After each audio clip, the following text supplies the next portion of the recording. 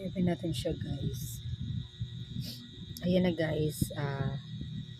Sabi dyan, mag-deposit daw ako ng kahit 100 pesos. So, nag-try po ako. Tapos, kasi lagi naman ako nananalo sa mga scatter. Pero ngayon lang ako nag-try nito. So, nakailan na pala. Sorry. Nag-try ako ulit para makakuha mo lang ako ng kahit ilan. So, ayan. Nag-try ko siyang i-withdraw.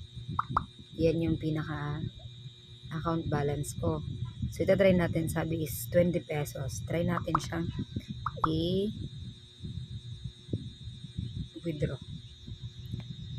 Yan. Nakailan na ako nito, guys, eh. Dati, 7,000 yung umabot. Nung time na hindi pa rin siya na-confirm. Ayan.